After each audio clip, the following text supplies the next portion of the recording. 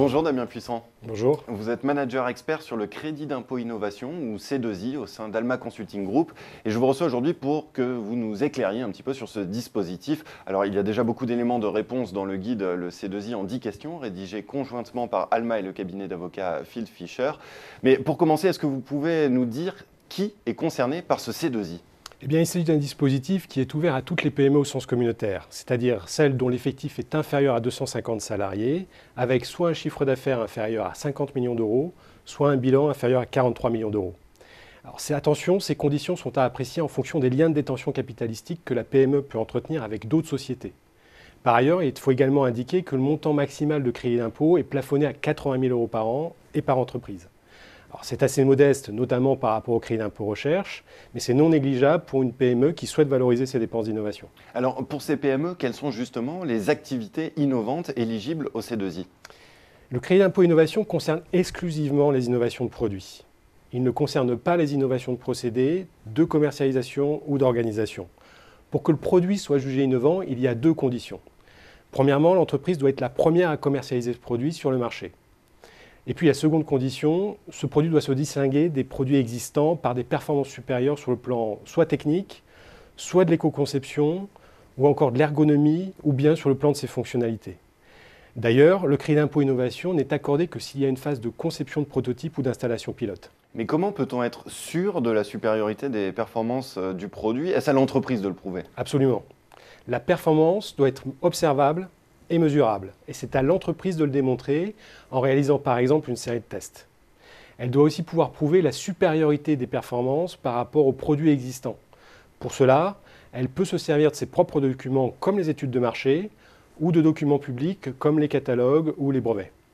L'entreprise peut aussi s'appuyer sur des documents sectoriels comme ceux des syndicats professionnels ou encore les descriptifs techniques des produits d'autres entreprises. Est-ce que vous auriez un exemple pour que l'on comprenne bien qui peut demander le C2I et comment ?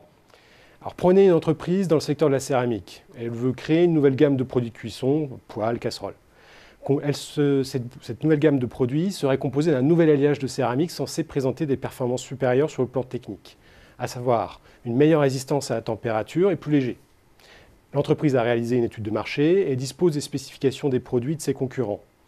Avant de fabriquer ces produits, elle réalise des maquettes pour tester ses performances et vérifier qu'elles répondront effectivement aux revendications commerciales.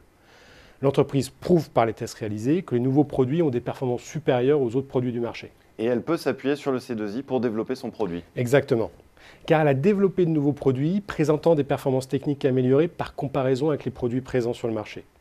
L'entreprise a fabriqué des prototypes non vendus et effectué des tests permettant de prouver que les performances techniques étaient bien atteintes. Est-ce que le crédit impôt recherche peut venir compléter le C2I ? Est-ce qu'il y a une complémentarité possible ? Oui, mais c'est à l'entreprise de démontrer que ces travaux apportent des progrès scientifiques et techniques par comparaison avec l'état de l'art. Mais ce n'est pas forcément le cas dans notre exemple. Et est-ce que plus généralement, vous estimez que le C2I est un outil efficace pour stimuler l'innovation ou est-ce qu'il pourrait encore être amélioré ?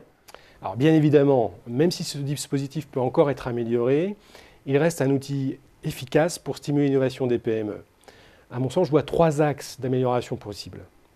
Le premier, ce serait d'aligner le taux de calcul du crédit d'impôt d'innovation sur l'assiette de dépenses éligibles, qui est aujourd'hui de 20%, sur celui du crédit d'impôt recherche, qui est de 30%, alors tout en baissant l'assiette de dépenses éligibles aux alentours de 270 000 euros, contre 400 000 aujourd'hui, pour rester en enveloppe constante, car il faut préserver le budget de l'État.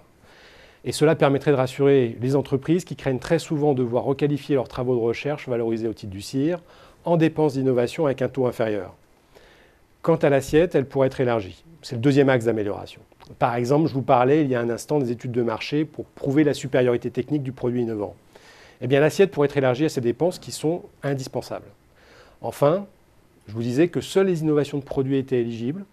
Le troisième axe d'amélioration pourrait donc être l'extension du dispositif aux innovations de process et de services. Car aujourd'hui, à l'heure où la France est en retard dans la robotisation de ses procédés par exemple, l'appareil productif a un besoin permanent d'amélioration pour être compétitif. Eh bien Damien Puissant, merci pour cet éclairage sur le C2I. Merci. Merci à vous.